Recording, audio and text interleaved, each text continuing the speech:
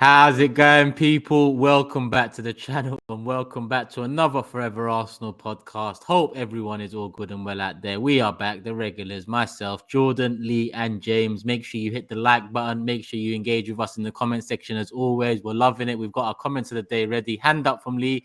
Are you about to throw me under the bus or what's going on? No. I feel a bit left out, so I got myself a little black book, like, you know what I mean? So, Come on, Lee!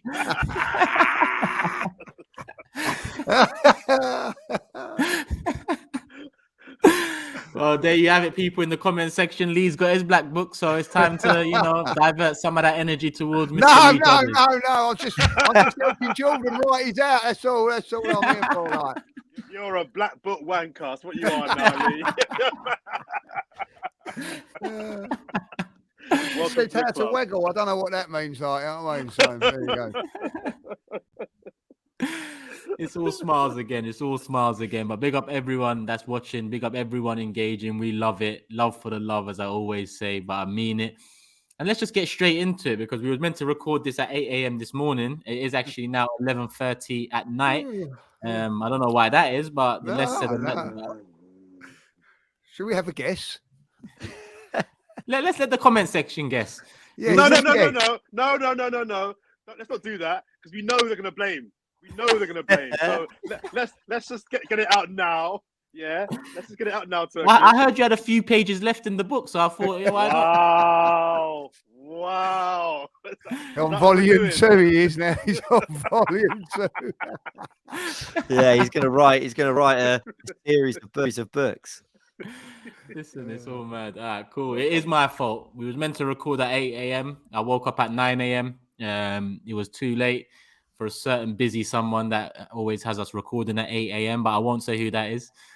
He's put his hands up. But yeah, it's my fault today. It's 11:30 at night. But I like these ones better. I think we will, we enjoy them a bit. You're all right. If you ain't got to get up early like you don't, you're all right. I do like my building up against each other, by the way, boys. So tomorrow on Sunday for the World Cup final. The big boys. It's out me and Jordan. Oh yeah, sweepstake. The old sweepstake, you know what I mean? Whatever happens, you two are parting with your money. Used to. That ain't very nice before Christmas, is it? It's coming either up there or it's coming down here. I just pray for once Jordan wins because I know Lee will absolutely leech the bank account dry. Since you're rubbing it in, Lee, I've had this in my back pocket for a little while, but I just want to show the people, the hard worker that you are because you're on content week in, week out. You're on AFTV. You do your own channel. You do this for us, at all times of the day. Look how hard Lee's working at the studio. Oh, he's done you there. He's done you there. Shoes off and all. Arms folded. For all our podcast lists, Lee has been caught in the AFTV studio, shoes off, napping on the sofa. At 8 o'clock in the morning, right? It don't happen, and I'm shattered by the time we actually record. That's bang out. You don't like it either. I should be getting you back for that, night. You started the water. It's worth the £20 sweepstake money. Don't you worry about that. You've absolutely started a war. I don't know if it's worse. I don't know if it's worse that he's been caught sleeping at work, or rather than just being at home having a day nap. That's cheeky. That is cheeky, Lee. Robbie got me once, but it was like an 8 p.m. kickoff. We'd done all the fan cams and everything. The day was done. I was just waiting for everyone else to come back. So I didn't even lie down. I just sat back, had a little snooze for about 5 minutes, and it was all over AFTV's TikTok. You wouldn't believe it. The cheek of them. The shift I put in that day. No rest for the wicked, as they say. And like I said, Lee, I've had that in my back pocket for about 5 weeks. I've been waiting to use it. So thank you for the opportunity. I do love you, Lee. Thank you. No problems whatsoever. No worries. I can't believe you stitched me up like that. I'll tell you that. What are you dreaming of, Lee? Oh, well, it was obviously 3 points. You know what I mean? I think we must have won, or so. Really? No, Listen, I'm hard at it. I get there early and I don't leave till late, so I'm entitled to have a little nap, in between lunch. I heard you were whispering, get Sharoy on the pod in your. Mate, he does it when he's awake. Yeah, you're right. He does that awake. No, I'm going to be honest. I'll be really honest. I blanked Sharoy, and when we was doing the watch along the other day, he went to shake me and I said no. Jordan's my man. I said like, my guy, come on, my man. Like, he's my guy. You know what I mean? So we don't talk to Sharoy no more. No. We don't do that. He is off the old Christmas card list. Let's put it that way. No, poor guy. He did one podcast brilliantly, and now Lee won't talk to him. He upset my mate Jordan. I'm not having it. Yeah. All Sharoy-ins came out in full force, and I'm not on it. I'm not on it. Let's get into it because we're already 5-6 minutes in, and we haven't even discussed a minute of football yet. And there is some. Forget Arsenal. Oh yeah, I know what you mean. It's only friendlies, and that's there's not because you much. don't watch it. You know what I mean? I hope we can just kind of swerve the Arsenal game, just move past it. I'll be at least sure I watched it. I've got to say, did I really just say that? Lee will high five you with one hand and stab you in the back with the other at the same time. Yeah, it's true. So I won't ask Jordan if you watched this one because obviously he was busy at work. No. Whoa. I didn't watch the game, but I did get the highlights. Okay. To be fair, to remember what happened. Fantastic. Can we get your player ratings? No, you bloody can't. I mean, I'll leave the analysis to the others. I'm sure you guys watched the whole game, but I think a bit like with preseason, we've all said that performances and results do matter. I think we kind of agreed on that. Don't take them too seriously, but they're important. I think the same should be applied here. I think the same should be applied with these games. It's good to get a win, another win. I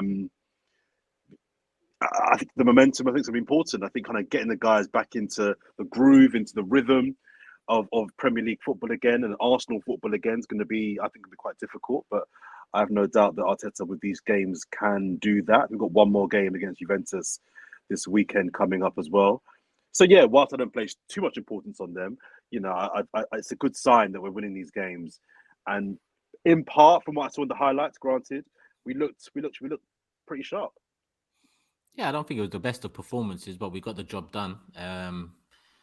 I'll obviously watch the game with Lee and James. But James, let's start with you first. In terms of takeaways from not just that game, but the Dubai Cup in general, let's call it. The Lyon game, the AC Milan game, Ben White, Thomas Partey they come back into the side.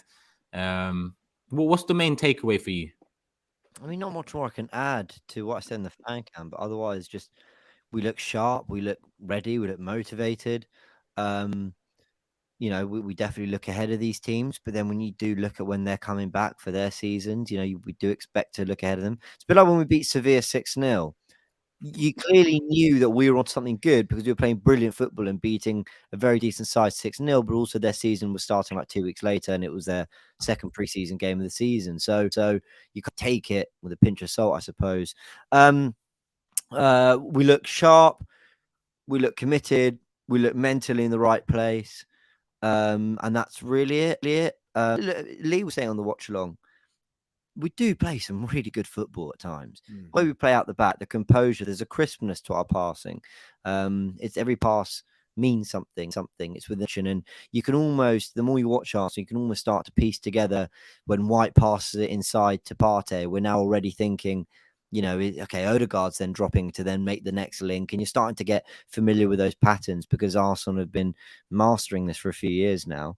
But I think this is all ultimately just good warm-up, good practice, good preparation ahead of West Ham. I don't really know what they're doing in terms of preparation. I imagine something similar, but I think we do look in good shape, to be honest. I can't really ask for much more than what we've been getting. Yeah, it's just about preparation, really. I'm with you and Jordan. There's not much else you can take away from it other than, get yourselves ready, get the World Cup players back in action. We've got one more friendly left beforehand, like Jordan said, Juventus, and just try and hit the ground running as we did at the start of this season. Lee, we watched it together. Yeah, It's I enjoyed it. been a couple of I days enjoyed since. it. I'll tell you what I have enjoyed, and it's been something, as I said on my fan cam. I didn't realise how good we are at getting the ball back.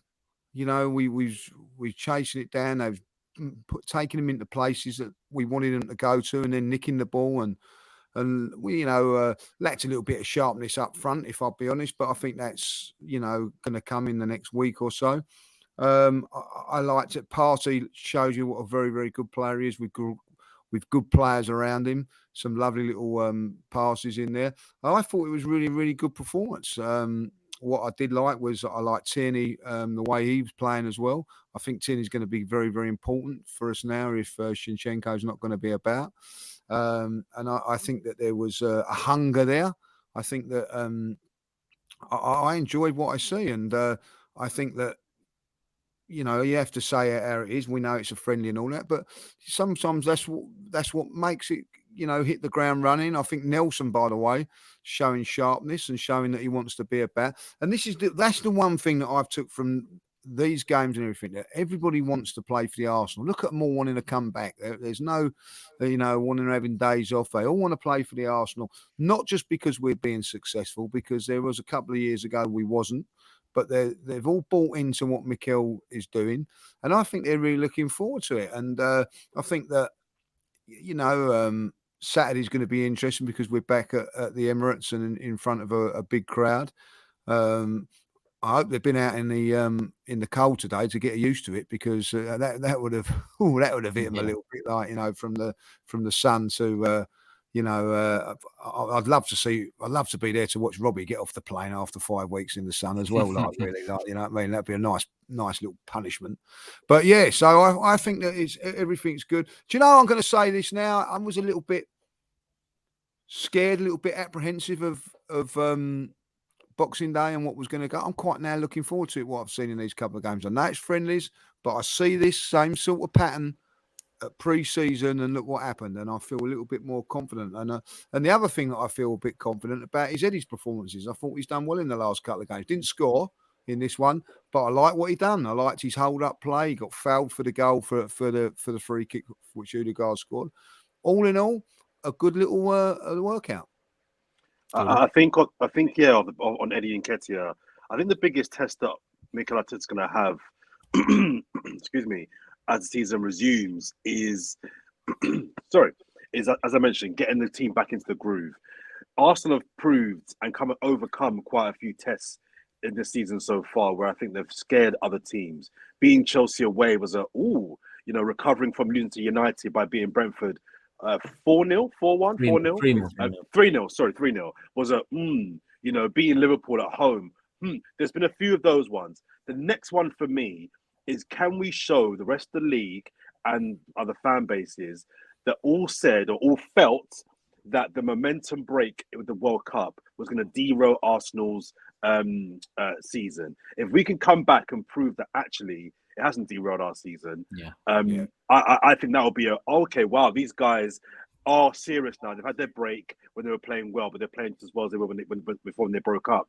The biggest thing with Eddie Nketiah for me is I have concerns about Eddie Nketiah. I think for 1, 2 games, 3 games, I'm okay with him. He's going to be in for, unless we buy a striker, he's going to be our guy for the season.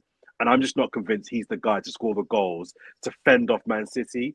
But if Mikel Arteta can somehow psychologically get the team to really not focus on Jesus' injury, but focus on the fact that we are mentally strong and we're going to win games regardless, that for me will be, I think, his biggest test for the second half of the season now. Can he get the team focus more on, we are as a collective going to make up the 5-10% individually to make up for Jesus' absence? And then Nketiah might not get 10 goals, 15 goals, but he might only get 7 goals. But Odegaard, can you chip in with 4 or 5 now? He who I won't name, can you chip in with 3? Saka, can you give us 8? Do you know what I mean? If we can focus on the team being mentally strong and not having a psychological hangover, of our main marksman not being there, I think that's going to be his biggest challenge now between now and the end of the season. Because my fear is we get to February or even March and we've fallen off, and all the talk is, you see, it's because Jesus wasn't there. It's because they're missing their main man. He's got to now show that we can still get the goals and get the wins without Jesus. It's going to be harder because for me, there's a drop in quality now. There's a dip in quality in the front line. But if he can actually get the team to think, no, forget all that, we go again, that's what I'm looking for from here on in, personally. Yeah, look at them first 2 games as very important in terms of resending a message back to the league, because we've done all 100%. That great work in the first 14 games. 100%, that can't be erased. We've done what we've done, top of the league by 5 points. But the World Cup was somewhat a reset. And if we return from the World Cup and, you know, we're lackluster, we drop points in those first 2 games, it doesn't bode well moving into Newcastle, moving into Tottenham, United, Man City in February. So those 2 games in particular, 6 points is integral. And you're right, Eddie's the question marks over him at the moment, whether he can, you know, not necessarily replace what Jesus brings, because we don't have a player that can replace what Jesus brings, but adds enough of his own his own worth to the side. The Odegaard's our top scorer in the league, so as much as Jesus is an integral player for us, quality player for us, we're still getting goals from all over, man. Sorry, super quick one before the boys come in. My challenge to Eddie Nketiah is this: score the goals against the rest. I'm not looking for him to score goals necessarily against Man United, Spurs, the big boys, because we'll see what happens. But for me, his challenge is, can you get the goals against West Ham? Can you get the winners against Leicester, Wolves? Get the goals against those teams. If we can get points against the rest, then that 5-point buffer, we've got a 5-point buffer. That 5-point buffer, we can maybe get a draw away at the Etihad. We can maybe get something at Anfield without him scoring. But for me, my challenge to him is get the goals against everybody else. If you can't score past everybody else, then you really are flopping, as far as I'm concerned. Anyway. Yeah, I get you. And I'm not going to talk There's pressure much on him now, Turkish. There's pressure on him, like, you know what I mean? He's got the number 14 on his back. That's a target, you know what I mean? Like for a few fans, I've already seen comments about that. Also the contract and all that. This is where he steps up. And this is where I think that, you know, Mikel is going to come under the pump if things don't work out, like, you know, because people will go, well, there you go. You backed this man. You said this and you said that. I think at the end of the day, there's been enough faith put in him. You know, build his confidence up, and I think he's going to be okay. I think he'll score against West Ham. In fact, I'm going to put a little shilling on it, like, you know. Actually, I'm going to put my winnings from you 2 guys onto that Eddie goal, like, you know. There you go. I think he will score against West Ham. I think that he needs to score against West Ham. He needs to get a goal in either one of those games, because unfortunately, unlike Jesus, if he doesn't score, I don't think he's going to contribute the way Jesus does, and that is where he's got to get his goals. And these 2 games are winnable games for us. Let's not beat around the bush. You know, if we was on the back of the Wolves game coming up to this West Ham game, the next game, and then the Brighton game, we would be expecting 6 points, wouldn't we? You know, so I don't think that's really changed because of Jesus is out. I expect us to go at home against West Ham and get the job done. I don't think it's going to be quite as easy as what probably people are thinking. I think it'll be a tough game, but I expect us to get 6 points in these next 2 games. I do fear the slight lack of experience that front 3 has now without Jesus. And I know Jesus is young himself, but 25, scored goals at Anfield, played in, you know, Champions League semi-finals and all that. Played at a World Cup even before this one. There was a very experienced 25-year-old who had a big fee with a point to prove, and was maybe someone that your Odegaard, Saka, Martinellis could look up to and feed off.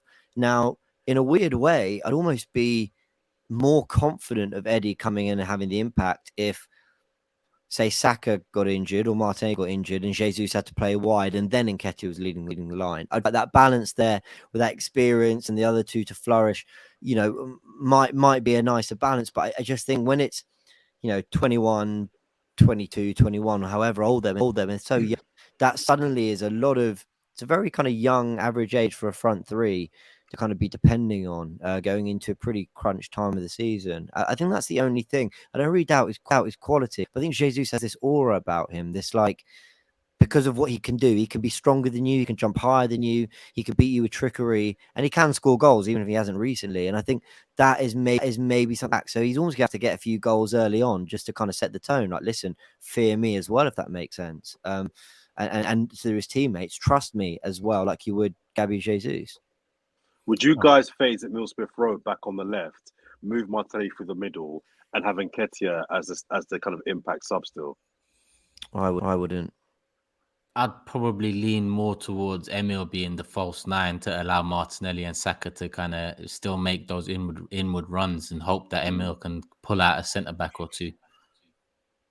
With Martinelli, he's got the attributes that I think he can do well up front, but back to goal, I have questions, and I want to see Martinelli pick up the ball, front foot, run at a defender more so than I want him to be back to goal, flicks and holding it up. I think Emil's qualities could still bring out the best of Saka and Martinelli, whereas if Martinelli was to go up top, I still have doubts about how much space he can create in behind by kind of dropping a bit deeper. And how much Smith Rowe could run at a fullback in the same way Martinelli does. I mean, like if we sign Mudryk, who and he turns out to be what we think he is, which is this incredibly dynamic, direct, powerful runner, then you probably would experiment with Martinelli up front for a bit, because I think he's probably stylistically more similar to Jesus than Nketiah is, and they're all quite similar in the way I would imagine they play that position.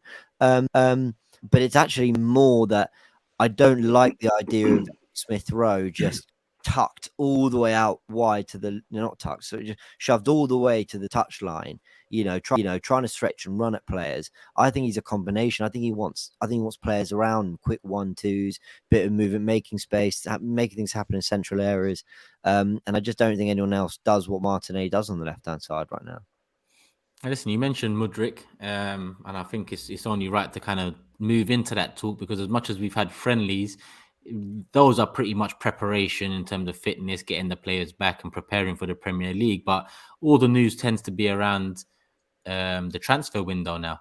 When you open up Twitter, when you open up Google or your whatever platform you use to get your information, it's all about January, couple weeks away. Mudryk is definitely the headline in terms of Arsenal news, but Felix has been linked, Tielemans has been linked again, Danilo's continually been linked. I spoke to Lee and James about it already, and we'll touch in on your opinions again. But Jordan, out of like the Mudryks, the Felixes, Tielemans, Danilos, and so on, is there someone or a couple that stand out to you that you'd want to go in for? I don't think we'll buy a striker. I don't think we'll buy a forward. Is my limited opinion on even a wide player. No. So not a Mudryk either. No, I don't. I think we'll buy a midfielder. I think we might buy a midfielder. I think Tielemans, I can see that happening. I can see them deciding to move on him now. I think we're light in midfield. You know how I feel about that. I can see that happening. I'm just not convinced they're going to buy a striker. Of the two you mentioned, those front two, the reason why I'm not convinced about either of them, not because I don't rate them. I mean, Mudryk, I've not seen this guy that much, so I can't give an analysis on him. I've only seen him on YouTube, so it wouldn't be fair for me to comment on him. But Felix, I'm not convinced he's the sort of forward that would fit in our system anyway. I think we're linked with him because we like him. He had a decent World Cup. But you want to get rid of him because he's not working out over there, and we're kind of putting. I don't know, James. Have there been any kind of like strong links between the actual club saying they're looking at him or they're going to bid for him, or are we just doing that because it's a young player that we like the look of and we're just linking our club? There's plenty of links, but I wouldn't say there's one that makes me go, now that's a real someone who we really trust is yeah. I listen. A lot of it. Again, I know a lot more about him than I do Mudryk. If I'm being, I do, but I still don't know enough about Felix for me to be like, yeah, he's the guy we should go out and get him. He'll make the difference. I'm not sure. I think we do this with players that we like the look of, and who are doing well at a club. So we assume that when he's a good player and he's doing well at that club, so if we sign him, he'll do well at our club. I'm not sure that's the case with Felix. I think he'll go somewhere and do well. I'm just not completely convinced that he's the right fit for us. The player that I think we probably should be signing is the guy that I've been saying we shouldn't sign for 3 years now. That's probably Zaha. That's the guy probably that makes the most amount of sense in terms of knows the Prem, can play on the left, can play through the middle. You know, that's probably the guy that's the sensible signing, although I wouldn't sign him either. But of all the forwards that are probably out there that we're loosely linked to, Zaha's the one that probably is the low risk, no? Have you not wanted Zaha? No. He who Something about him I'm not. Yeah, no. But he's the one on paper that makes the most amount of sense. Do you know what I mean? So, but yeah, I'm not. I asked Lee after the game, Mudryk or Felix, and his answer was Zaha. So he's thinking along the same lines as you. Yeah, I am. But what was the most pleasing thing about it was when Mikel was asked about it, he said, yes, we're going to be active. He didn't turn around and fend it off and say, oh, well, you know, we'll see what happens. He's done that a little bit in the past. This time he was a little bit determined with what he said. He said, we will be active. He knows that we need players. And I think that whatever happens, whether it be Mudryk, whether it be whoever, I think they're going to come in early. And I think that will be a big, big boost to us if we can, like, you know, January the 1st, come out and say, or even before that, and go, do you know what, on January the 1st, this one signing and this one signing. That would be a massive thing for us. Lee, that's the key, early. There's no point bringing in a forward, you know, January the 19th or 24th. We need them for the Spurs, Man United, 100%. Even Newcastle. We do. Get them in ASAP. You've had a month off. What the hell are you doing? So you've just been out injured for 2 weeks now, 2.5 weeks. Yeah. Get to work. If you're going to do it now. Just do it now. I think that would be like the biggest boost that this club can have going into, you know, like if, say, on the 30th, before we go to Brighton, we've got 2 players that are going to be signing on the 1st. And don't tell me it don't happen, because I've seen it happen with other teams, you know what I mean? Like, so if that would be the case, that would be a real, I think, shot in the arm for this football club, like, you know. And then, you know, if we were to sign 2 and then maybe 1 or 2 at the end of it, I wouldn't be so bothered. But I think that, you know, I think Arsenal saying that they're active, let's be positive and say that these deals are done. Whoever it will be. Do you know what? I trust Arteta and Edu when it comes to transfers, because, you know, what, their recent history, they've got them spot on. So whatever they do, I'll be happy with. But I do believe that it needs to be done early, just to give everybody that little boost, of confidence. You know what I mean? Like, I don't want to go through January looking at, oh, where we're going to go, and then right at the end missing out. That would be a real bad thing, because that would look like we're not learning from our lessons before. So I think this is very, very key. Are we learning our lessons? Are we genuinely believing that we can challenge for this title or get top 4, whatever way you do it? Come out and show it. And you know, I don't care what anybody says over the last 2 weeks. I'm very, very down about the Jesus thing, because we all know that he is crucial to our. I'll tell you how crucial he is. That Spurs fans now are looking forward to us playing at White. They weren't. They were dreading it. I know a couple of my mates were turning around and they were going, "Oh, you're going to. Well, that's coming too soon, that game and all that." Now all of a sudden there's a little air of confidence, and that's without the likes of Richarlison maybe not playing. A couple of their players, Bentancur, might not be playing. I don't know, but they know that Jesus is not there. And when you look back at the game against them at the Emirates, he was unreal that game. He caused them all sorts of problems, and they were worried. So, like, that just shows you how it is. So, I think if you then turn around and sign a couple of players in January, they'd be going, "Oh, blimey, get them back on the back foot again." Like, you know, not just Spurs, but the whole of the Premier League. The end of it, they're all looking at that and thinking it's a big, big thing that we haven't got him available. But if we was to bring in another couple of players, all of a sudden we get that fear factor back again. Can I sorry, no, go on, John. I was saying, my only issue with we're going to be active, it leaves room for wiggle room. That's my only problem with that sentence. We're going to be active. Okay, active could mean we are looking at players or we are discussing players, that doesn't mean anything to me. We're going to be Monitoring. active. Yeah, do you know what I mean? We're scouting players. All right, cool. That should be, we should be doing that anyway. So exactly. So we're going to be active. Doesn't make me think, okay, we're on the front foot. We're actually, they know who they want, and now it's about getting it done. So sorry, James. Turkish, were we talking about it once? I can't remember if it was us. Like we have scout departments.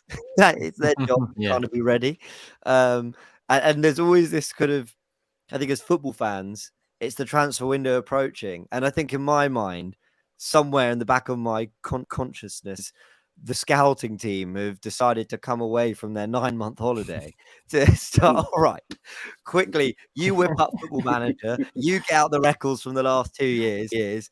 We want, but it's, they should be working all year. They should be ready for this. Yeah. So hopefully we are. I was gonna say, I'll do some glass half full, Simone, which I know Turkish loves. If we get through this January and February period, what's getting through? Let's say winning majority of games. We beat United, we beat Newcastle, we win or draw at Spurs. You don't lose because I hate losing to them. Put in a performance against City, whatever that looks like. And we are well in a title hunt come the return of Jesus. And we've had the new sign or whatever. That's going to be a massive boost for that final 2.5, 3 months of the season to sort of welcome Jesus back and say, right, the final stint now. That I'm not trying to put a positive spin on the fact that we're missing him for such a crucial period, but I guess there is that. It'll be like, it'll feel so good to have him back if we haven't kept the pace.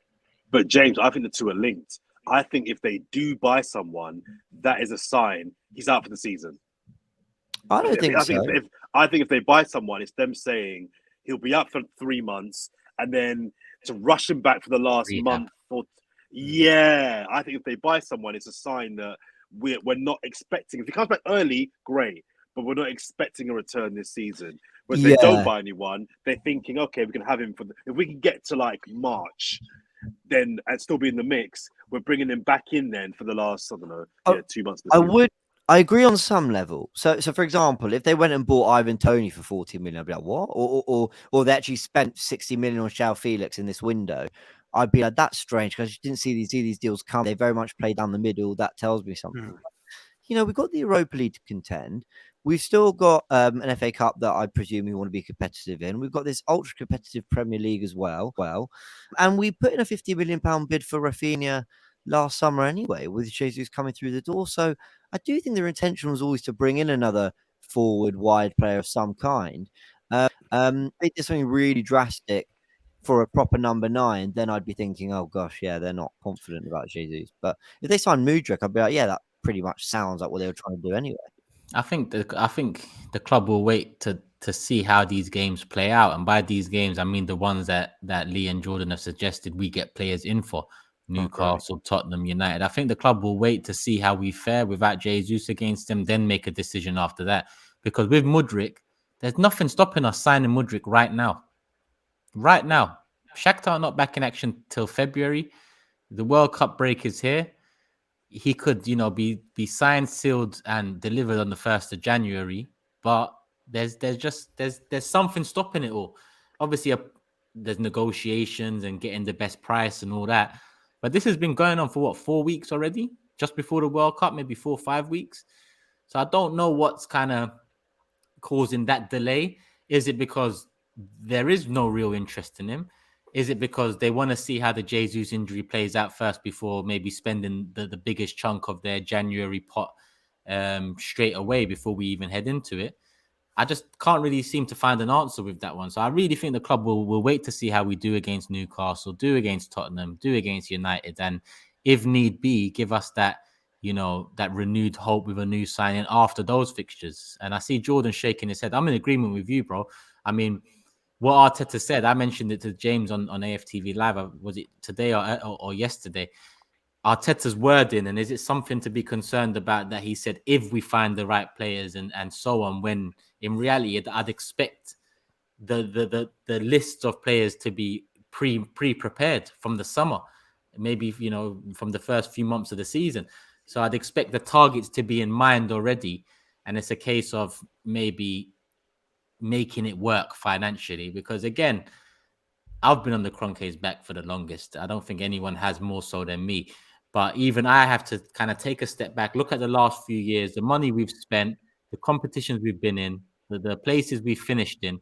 And I'm pretty sure we're teetering on the edge of FFP guidelines in terms of not necessarily breaking it completely, but I mean, a couple more signings, one more bad finish in the league, it could all go pear-shaped in that department. So I don't know. I don't know what the club is planning to do. Who said it?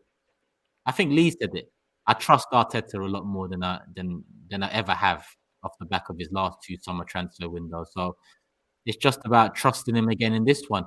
I look at last January and I just say, Fouled Chill. Turkish fouled.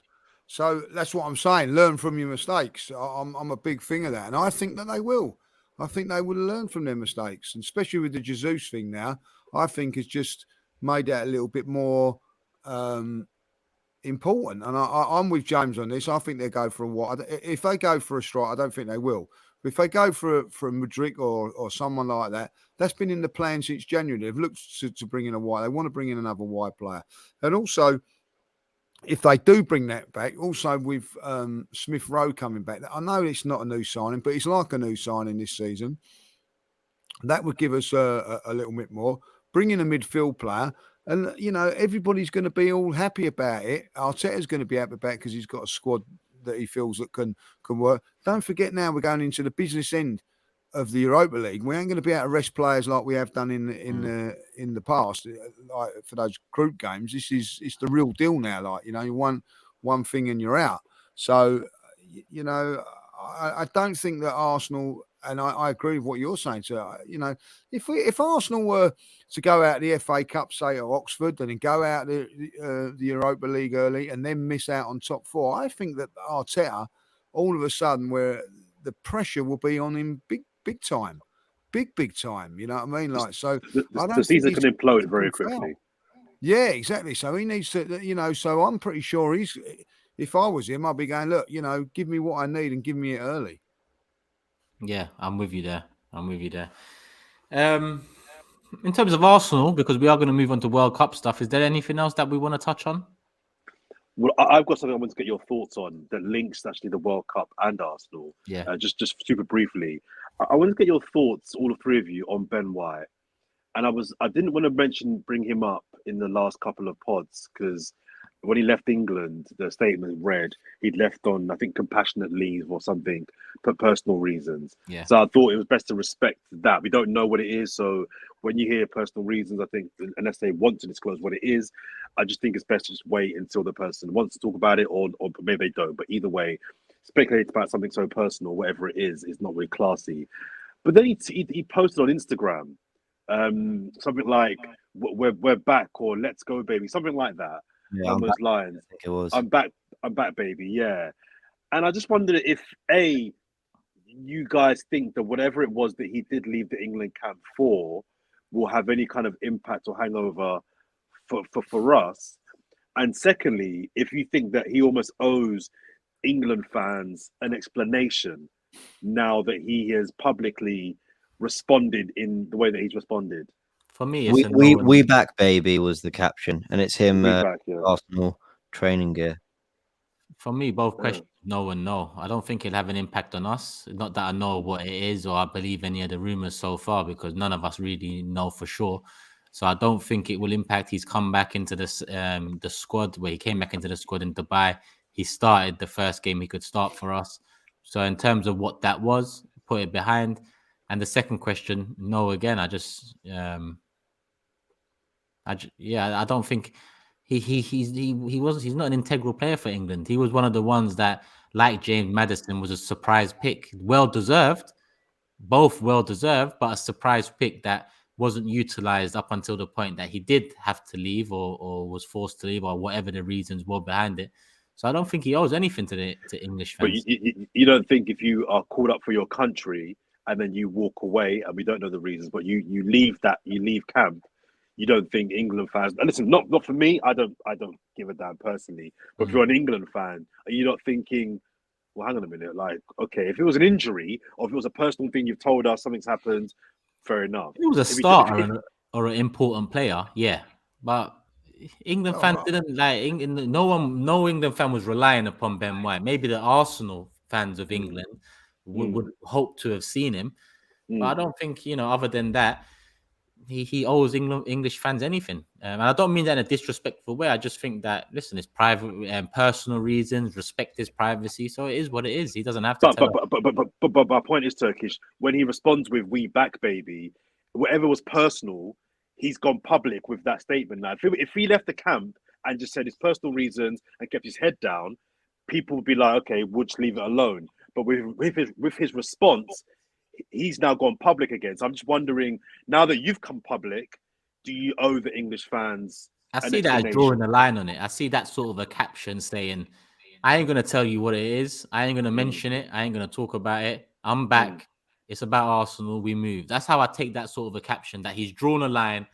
Rumors are rumors. Believe what you want to believe. I'm back. It's time to focus on the club. Cool. It's a good question. I believe it. I believe that probably it was a falling out. Now I do, because I think he was a token call up in there. I don't think he would have got it if Reece James was fit. I think a little bit like Maddison. I think Southgate was forced upon it to do it because of current form and all that. Like, realised at one stage you weren't going to get any games. The manager don't rate him. Be very interesting to see when if Southgate stays on his first squad, comes back out, if Ben White's in it, because on current form at this moment he should still be in it. So we'll wait and see, like, you know what I mean? And do you know what? Genuinely, if he was overlooked in those games, I think if he was overlooked at right back, for instance, and then when Walker walked straight back into the side, Dyer come on the central defensive role, he's watching Maguire that can't get a kick for a club playing in there. Maybe he just thought, you know what, I'd rather not be here. And he doesn't like football. And I've thought about this a lot. He doesn't like football, Ben White. So I was thinking, if you're Ben White, you don't love football anyway. You're in an England camp where you're not going to play any games at this World Cup. You would easily just think, you know what, sod this. I don't know. Giving up a World Cup spot for someone who doesn't love football isn't a big deal. For most people, it's like, what are you doing? You're at a World Cup. You might get an injury, get your moment. But if you don't love football, and he's been on the record as saying he doesn't love football, then it's very believable that he just thought, sod this, I'm going home. I don't want to be here because I'm not playing anyway. So what's the point in? I don't know. I find it interesting what's happened then. Something will come out, I'm sure. But I just wanted to get your thoughts on what you thought about him coming back. And yeah, maybe I'm overthinking it. I'm probably overthinking it. I look at the reaction of the club. We're all with you. Rob Holding posting the heart, and I just lean away from that falling out thing, because that's not really how you'd react if someone either said sod this or fell out because he's not playing. It's not a we're all with you moment. It's just get back. We understand, but you don't have to comment on it. So the comments around it when it initially happened just made me think that it's either family related, health related. When you hear personal reasons and respect someone's privacy, I tend to think it's so far away from anything football related that it's none of my business. And I always reiterate, I don't really, and I don't mean this in a rude way, I don't care about the players' personal lives. I don't care. And I'm sure they'd appreciate that as well, because, they respect their privacy. I don't, I've always been like that. I care about them playing for Arsenal. I care about them being fit enough to play for Arsenal, showing desire, passion, 100% application. But whatever goes on in the background goes on in the background. Even if it was a fallout with England, I don't care. What I do like is Arteta's quotes around it, and this kind of like, you're back where you're back where you belong kind of tone. Really, some of the things he said. He said, "I'm very pleased. Everybody has been giving him a lot of support and love, which is what he needed." That's what Arteta said about White. And they said, "We are delighted to have him back and have him in really good shape."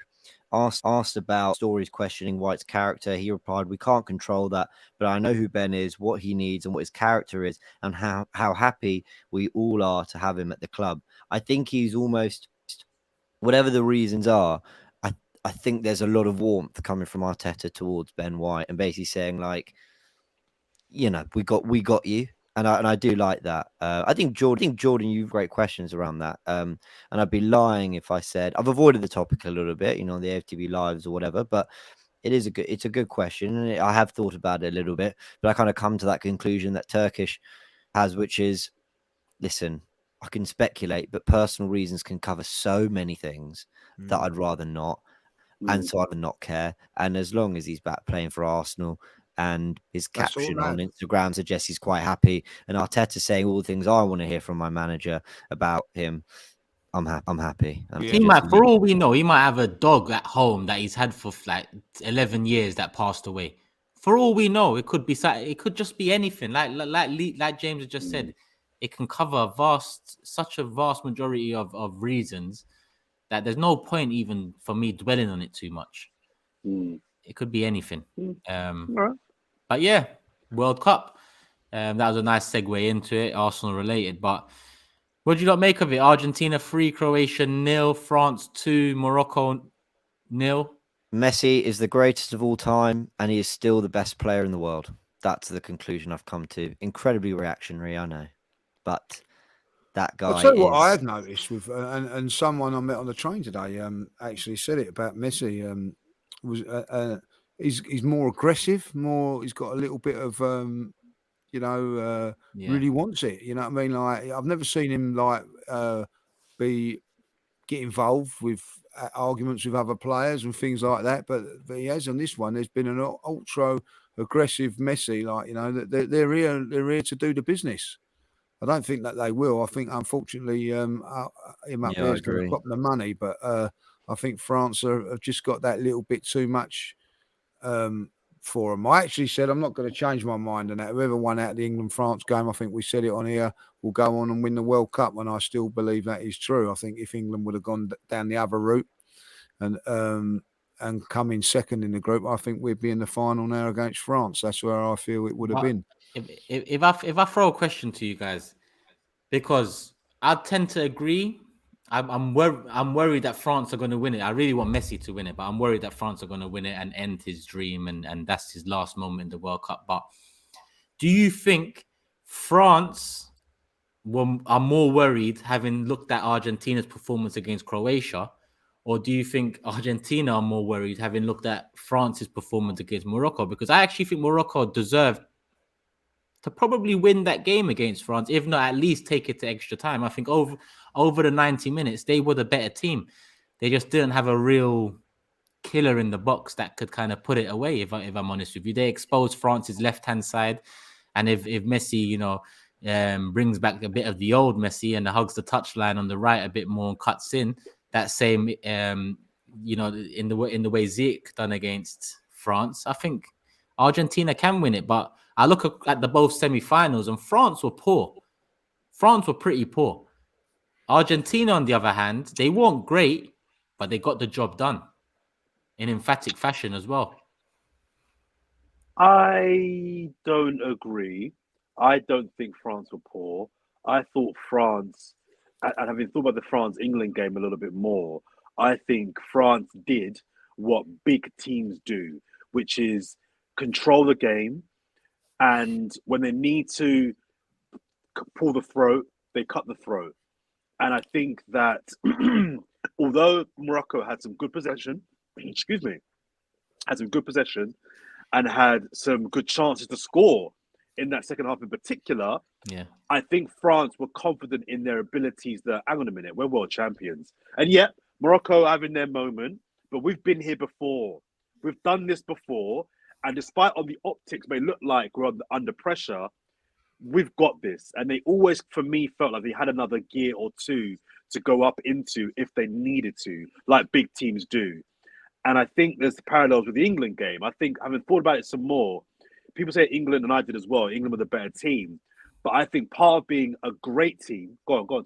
I've just checked. Morocco had 61% possession. I know what you mean. I know, but if you know that you can take all that in and withstand that, knowing you've got two flyers that can hit you on the counter, I'd give you possession as well.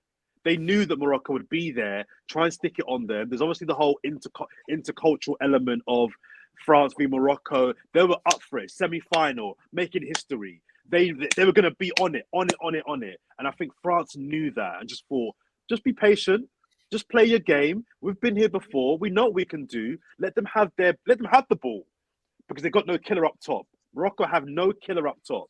They're going to have the ball, have all the chances, but we know we're going to get a moment. Like against England, we know we're on the ropes a little bit, but we know we're going to get a moment. And when we get a moment, we've got 4 guys up top that we are banking are going to take it. And they did.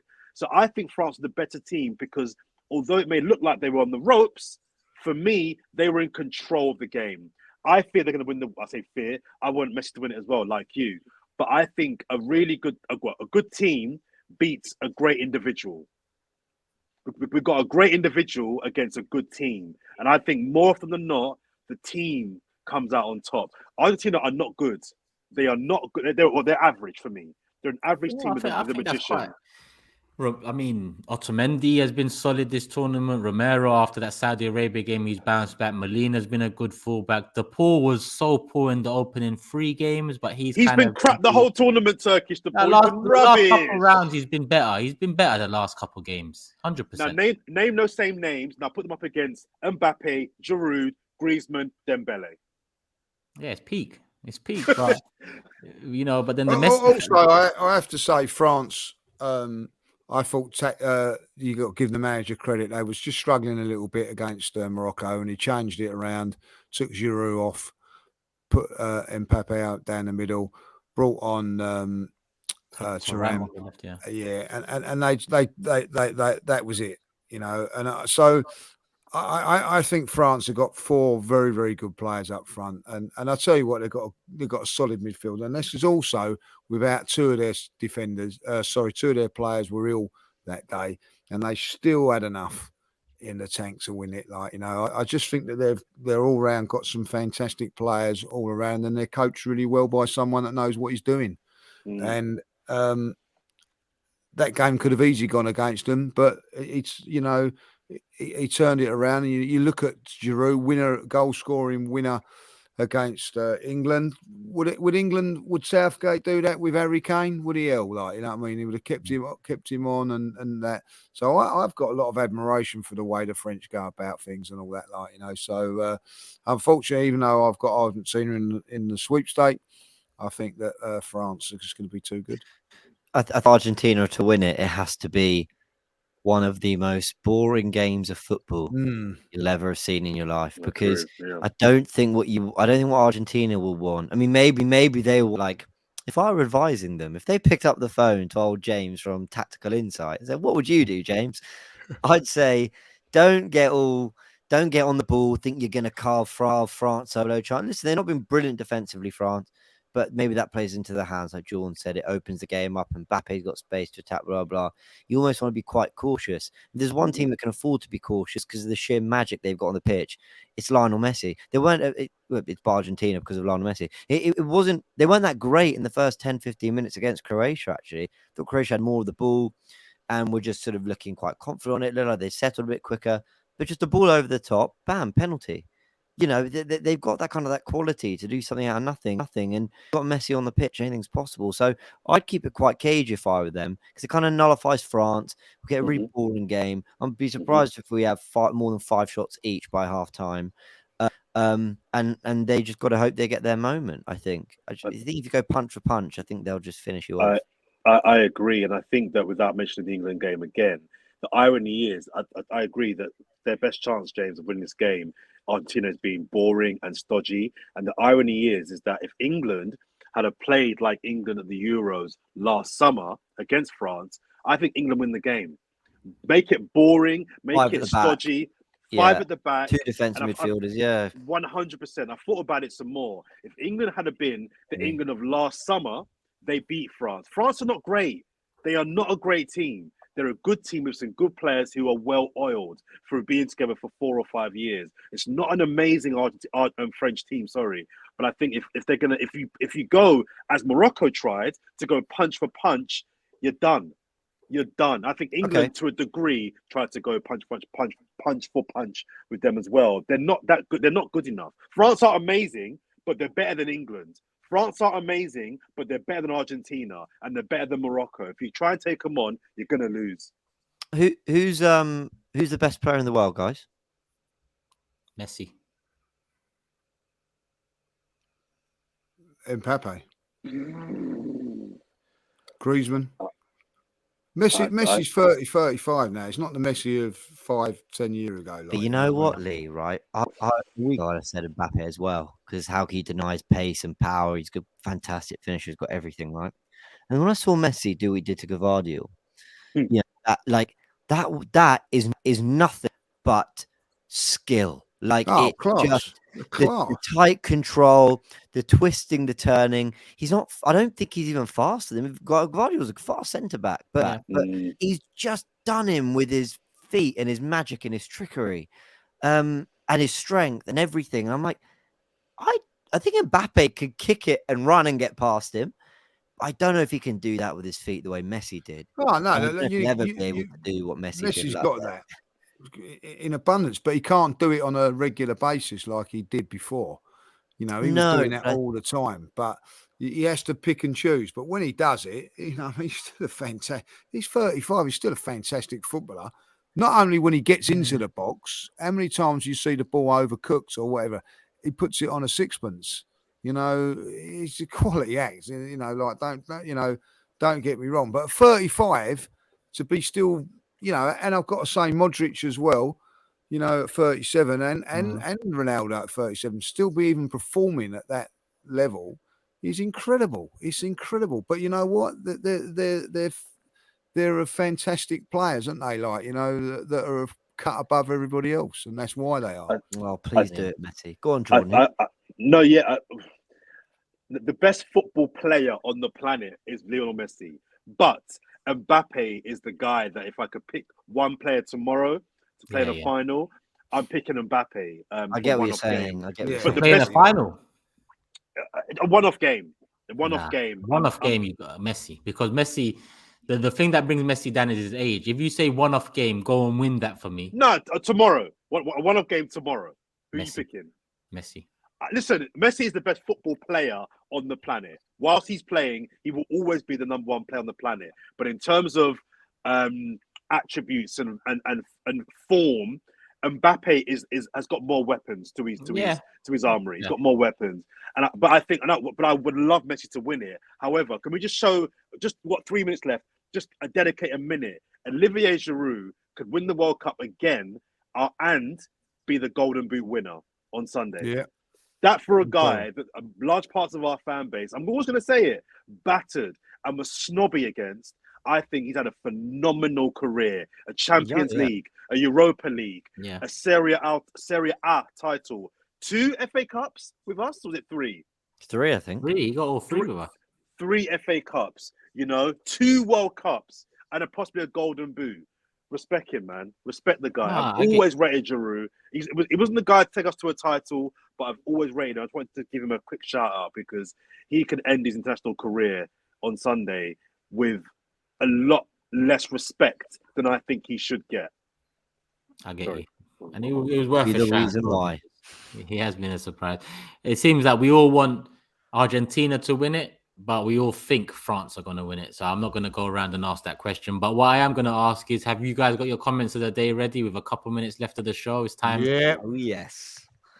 Who wants to go first? You guys are amazing in the comments, by the way. Everyone who commented on the last one, a lot of love for you, Jordan, for your intro to the last pod, and I think that was absolutely. I didn't like it. Right. I don't sound too enthusiastic. Sorry, I'll kick things off. This was from Eugenio da Costa. And I picked this up early. You've picked the one that I've picked. Oh, beautiful. Well, what should we do here? Go on, have it. The floor is yours. He said, I'd love if AFTV brought out a Jordan's greatest hits for Christmas. Classics like Edison over Zinchenko, I Only Watched the Highlights, and the new single, I'm Wanging Off. Wanging off for Christmas. just to show you that's the one I had picked, and I'm not lying about it. There you go. Yeah, I believe. I missed that one. Is that a recent one? I missed that one. 3 days early. That went in early. How was it? Fantastic comment. Greatest hits. Go on, Lee. I've gone for the Wizard of Oz.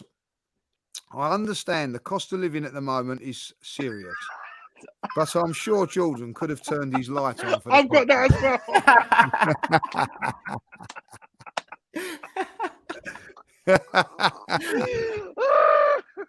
well. Great minds think alike. There we go. I got a couple more. I'll rattle through very quickly. I like this one. Boy band Fourever. That's us, basically a four-piece boy band. We're called Fourever. Back together. That's the four of us. From Vimeo. I like that one. There was another one. Jordan will soon be calling Sharoy Shahu, who I will not name. That's from Tommy. I like that one as well.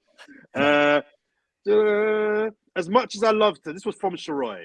He kind of responded as well. So he said, as much as I love, I'm paraphrasing a little bit here. As much as I love being on the show, nothing beats the usual four. Happy to be the El Nene of Fourever as well when called upon. Now, Sharoy, you're better than El Nene, mate. You're like a Will Todd. Will Todd was a very, very important player. That's what I'm saying. Will Todd was a very, very key player that came in, did a really good job, knew his role, but chipped him with some important goals. So you're not El Nene. You're better than El Nene. You're the Will Todd. And my final one, my favorite one, which upset me as well. Jordan is the Mustafi of AFTV. Fucking Liberty. Mustafi of all the players. Harry, you are having an. I'd rather be the El Nene of the Fourever Arsenal podcast. Yeah. Mustafi of AFTV. Mustafi. No, that's Jordan. That's nice what you said about Sharoy. Turkish. We love Sharoy, man. Seeing him tomorrow night, so we'll let him know what you said. We love Sharoy, man. Love him. Yeah, we Get did. a bit We too did tell him Will Todd. We did tell him Will Todd was the guy on the watch along. We're all out for a drink. Is it tomorrow night? We're all out for a drink. Is it? Yeah. We'll know, Jordan. We'll let him know. Yeah. Tell him. We're having a nice Christmas Fourever Arsenal party. Yeah. We'll Christmas party. Jordan, don't worry. Oh, so no invite? No, I didn't know. It's not at 8 a.m. So I know you're busy. Forget that. I'm not interested. Sharoy says he's buying a drink, so like you know what I mean. That snake. He went from Will Todd to a snake. It's all mad. I heard he's turning up with 4 microphones or something. Fourever Arsenal live. Look out for it, people. Hit the like button, and you might get it sooner than you think. Let's wrap it up here because we've passed an hour. It's becoming somewhat frequent, but I don't want people to get used to it because it's nearly 1 a.m. in the UK, and we're still here recording for you guys and girls. So make sure you hit the like button. Say that again. Do we get overtime? I'm not the man for that. You're gonna have to call Qatar. You have to reach Robbie in Qatar. I don't know the area code, but I'm sure you can. Sorry to wake you, Robbie. Just wondering. Yeah, You get 4 minutes over. What's the rate? It's 1:45 here. I know you're still asleep, but I was just wondering. We was woken at 8. We had to be up for 8, and we're still recording now. Like Yeah.